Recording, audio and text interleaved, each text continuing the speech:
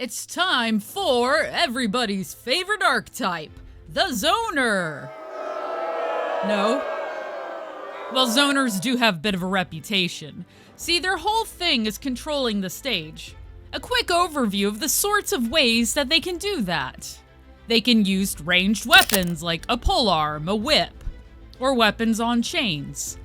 They can use tools, projectiles, magic, or traps. They often have moves that can get them out of trouble as well and create space, like maybe attacks with knockback, sinking into the ground, floating, or a teleport. As a fighting game fan, I have that urge to jump into battle and get up close and personal, but a Zoner's entire job is to keep that from happening.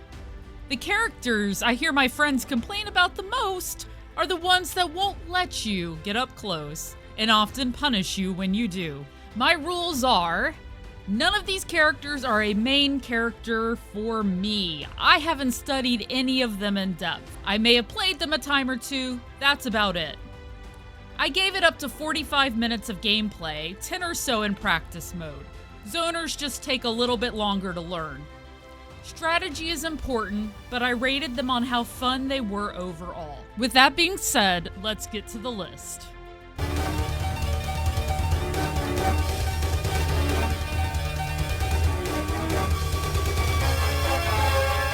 Number 10, Breaker's Revenge, Saizo Tobikageno. Saizo has two projectiles, and what's interesting about them is they're the same motion, but one is the light punch and the other the medium. He throws two kunai, which go across the screen with the light, and throws a bomb down, which goes to partial screen with the medium. The bomb throw is very fast. His up-close moves are very good, and he can knock people away with a 3-hit headbutt. And he can slash up to get somebody who's in front of him. He doesn't have as much to deal with anti-air, and not as many tricks as some of the others on the list. He is a great character, fast and fun, but I placed him at number 10 due to his lack of options.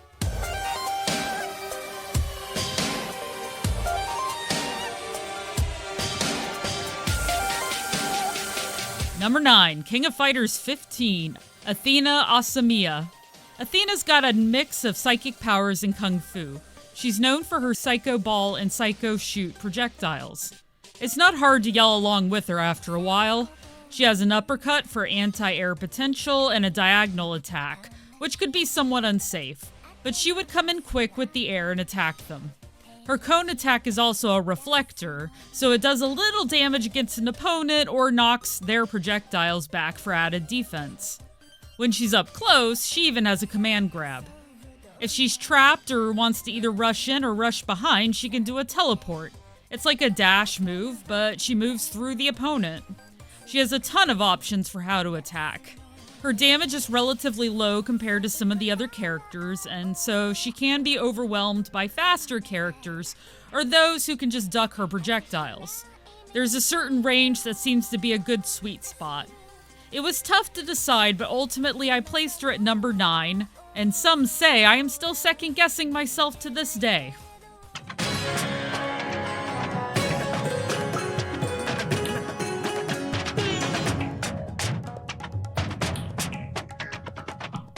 Number 8, Street Fighter 6, Dhalsim. Dhalsim is likely the character we first think of when we think of a Zoner. He has multiple types of fire attacks, including his Fireball, Flame Cone, Blast, which is an upward short-ranged attack, and Comet, where he can have the fire fall from on high. It's like an arched projectile. All of it with the yoga style. He can stretch his limbs out far and do a diagonal drill kick. If the enemy does get in close, he can float and teleport. His moves work well together as far as covering the areas of approach. He is quite slow and will have a harder time against fast opponents. He doesn't pump out projectiles at an accelerated speed, and so it becomes even more important that you do the correct motion at the correct time. Otherwise, you're going to suffer. The learning curve can be great. This is why he is number 8 on this list.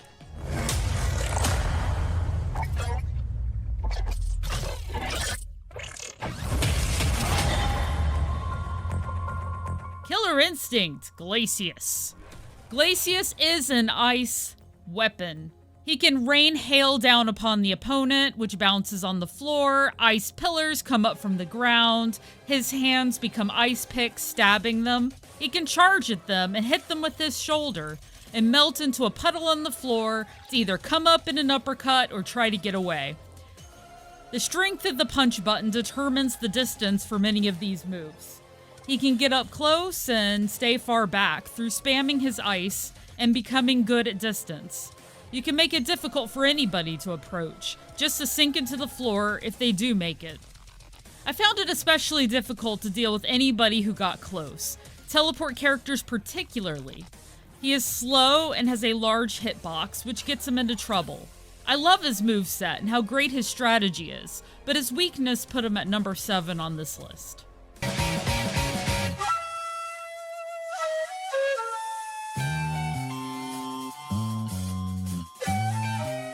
Number 6, Samurai Shodown, Basara Kubikiri.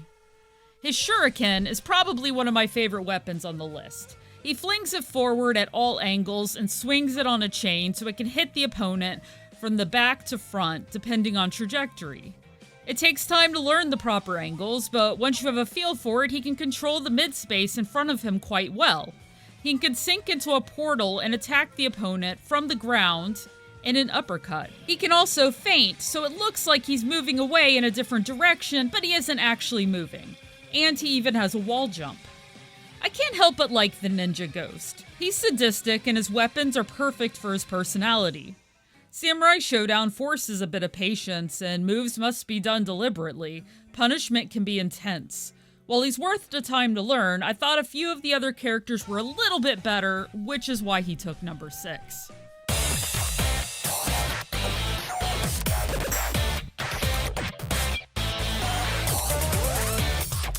Number 5, Granblue Fantasy vs. Rising, Matera. First, I love archery in fighting games.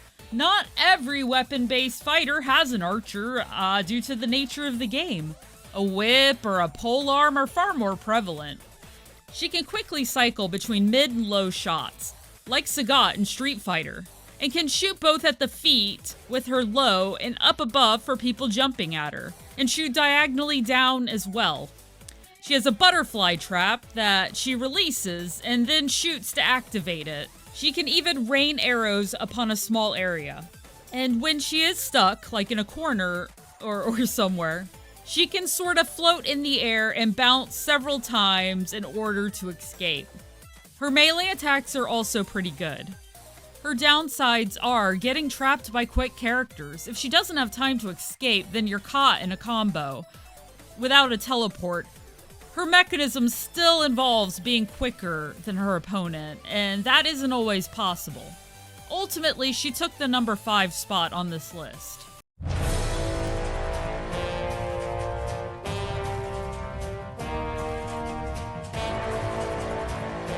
Number 4, Dragon Ball FighterZ, Frieza. Frieza is evil, and I don't mean due to his position as a galactic overlord. His ability to spam all sorts of projectiles and fill the screen make him quite a force. He has multiple types, including picking up rocks from the ground and tossing them forward, just blowing up the ground at their feet. When they do get close, he can knock them back with his tail. He has a special where he can turn into Golden Frieza and deal extra damage. The downside is that this game, particularly, is really centered around Rushdown, and so being the zoner amidst the Rushdown characters pulls his rank down a little bit. Still, the speed with which he can dish out his many tricks earned him the number 4 spot on this list.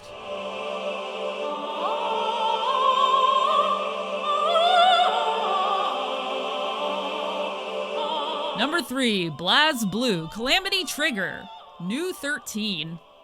New 13 is an offensive beast. She has a lot of great moves that can keep the enemies away. She merges with a suit. It's like a whole bunch of swords. Really neat looking. She can use these to hit both close and far away. She has several ground projectiles, air projectiles, and can basically throw swords from all different directions. When they get close, she does good damage then too, but her health and defenses are low, It is very important that she keeps distance. I also like her design a lot. She's unique, and her weapon being a part of her body effectively looks amazing. With enough time, she'd be deadly, but there is a lot more of a learning curve than some of the others, so I made her number 3.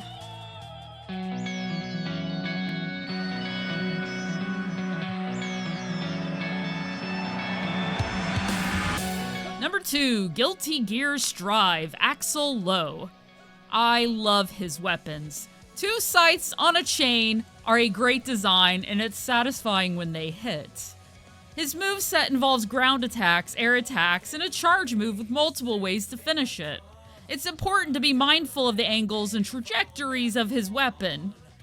He has an attack, Winter Mantis, that lets him swap places with the opponent, that starts from the ground, so he can move around the map really easily. When you add in his time stop super, it just adds a whole new level of gameplay. His downsides are like many others. Whiffing an attack can be very punishing. And of course, if he is rushed down, while he has some ways to get away, it can be problematic for sure. But he has a lot of neat features that make him stand out, and he's really fun, so that's why he took the number 2 spot on this list.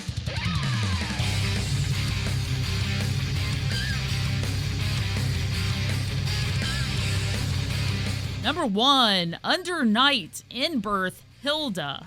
She is the result of 2 EXS abilities, Light and Darkness, merging. She forms blades, which attack her foes from a variety of ranges. It's an amazing mix of movements that attack from the air to the ground. She can set up a ball, which also rains swords down upon the opponent. They can go out from her. She can jump and summon a sword that hits diagonally from high to low, has a teleport so she can escape situations. She's a great mix of having a lot of tools at her disposal, while also being quick to pick up the basics. Also, she can escape a lot better than some of the other people on this list. Ultimately, she was extremely fun to play, with all of the great options. And that is why she got number 1 on this list. Zoners still aren't my favorite, but I may have developed a new appreciation for them. This list was fun to make and put together. Ranking was a lot harder than the last. Anyway, if you'd like to see more, please subscribe. I have more archetypes to go through, more characters to explore. Thank you, and have a good one.